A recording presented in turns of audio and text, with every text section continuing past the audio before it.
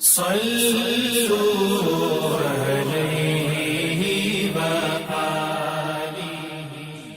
صلی اللہ علیہ وآلہ وسلم پر وحی کا ابتدائی دور اچھے سچے پاکیزہ خوابوں سے شروع ہوا۔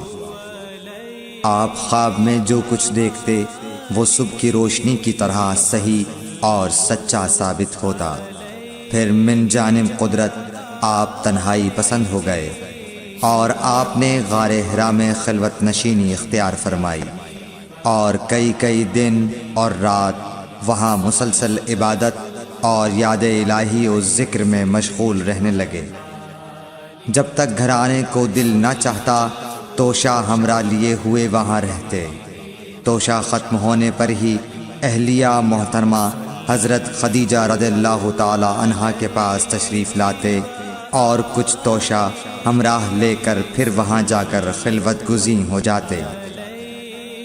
یہی طریقہ جاری رہا یہاں تک کہ آپ پر حق منکشف ہو گیا اور آپ غار حرا ہی میں قیام پذیر تھے کہ اچانک حضرت جبرائیل علیہ السلام آپ کے پاس حاضر ہوئے اور کہنے لگے کہ اے محمد پڑھو۔ آپ فرماتے ہیں کہ میں نے کہا کہ میں پڑھنا نہیں جانتا۔ آپ صلی اللہ علیہ وسلم فرماتے ہیں کہ فرشتے نے مجھے پکڑ کر اتنے زور سے بھینچا کہ میری طاقت جواب دے گئی۔ پھر مجھے چھوڑ کر کہا پڑھو۔ میں نے پھر وہی جواب دیا کہ میں پڑھا ہوا نہیں ہوں۔ اس فرشتے نے مجھ کو نہایت ہی زور سے بھینچا کہ مجھ کو سخت تکلیف محسوس ہوئی۔ پھر اس نے کہا کہ پڑھ۔ میں نے کہا میں پڑھا ہوا نہیں ہوں۔ فرشتے نے تیسری بار مجھ کو پکڑا اور تیسری مرتبہ پھر مجھ کو بھینچا۔ پھر مجھے چھوڑ دیا اور کہنے لگا کہ پڑھو اپنے رب کے نام کی مدد سے جس نے پیدا کیا اور انسان کو خون کی پھٹکی سے بنایا۔ پڑھو اور آپ کا رب بہت ہی مہربانیاں کرنے والا ہے۔ بس یہی آیتیں آپ حضرت جبرائیل علیہ السلام سے سن کر اس حال میں غار حرا سے واپس ہوئے کہ آپ کا دل اس انوکھے واقعے سے کانپ رہا تھا۔ آپ حضرت خدیجہ کے ہاں تشریف لائے اور فرمایا کہ مجھے کمبل اوڑھا دو، مجھے کمبل اوڑھا دو۔ لوگوں نے آپ کو کمبل اوڑھا دیا۔ جب آپ کا ڈر جاتا رہا تو آپ نے اپنی زوجہ محترمہ حضرت خدیجہ رضی اللہ تعالی عنہا کو تفصیل کے ساتھ یہ واقعہ سنایا اور فرمانے لگے کہ مجھ کو اب اپنی جان کا خوف ہو گیا ہے۔ آپ کی اہلیہ محترمہ حضرت خدیجہ رضی اللہ تعالی عنہا نے آپ کی ڈھارس بندھائی اور کہا کہ آپ کا خیال صحیح نہیں ہے۔ اللہ کی قسم آپ کو اللہ کبھی رسوا نہیں کرے گا۔ آپ تو اخلاق فاضلہ کے مالک ہیں۔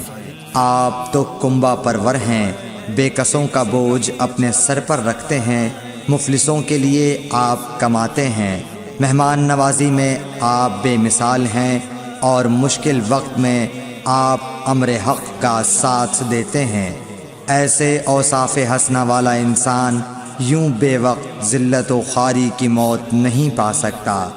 پھر مزید تسلی کے لیے حضرت خدیجہ رضی اللہ تعالی عنہا آپ کو ورقہ بن نوفل کے پاس لے گئیں جو ان کے چچا زاد بھائی تھے اور زمانہ جاہلیت میں نصرانی مذہب اختیار کر چکے تھے اور عبرانی زبان کے کاتب تھے۔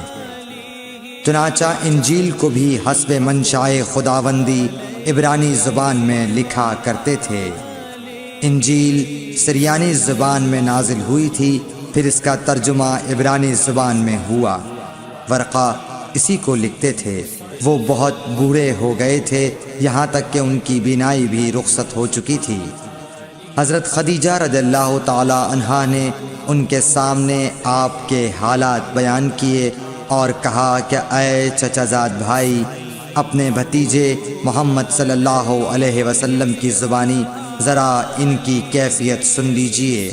وہ بولے کہ بھتیجے آپ نے جو کچھ دیکھا ہے اس کی تفصیل سناؤ۔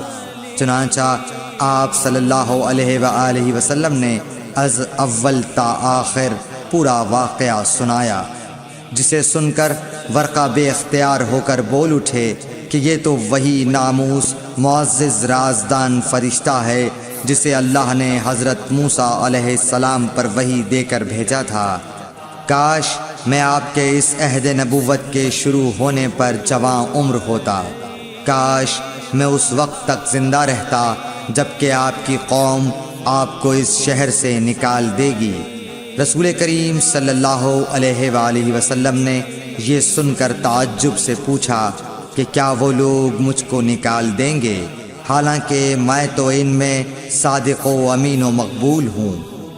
ورقہ بولا، ہاں یہ سب کچھ سچ ہے، مگر جو شخص بھی آپ کی طرح امر حق لے کر آیا لوگ اس کے دشمن ہی ہو گئے ہیں۔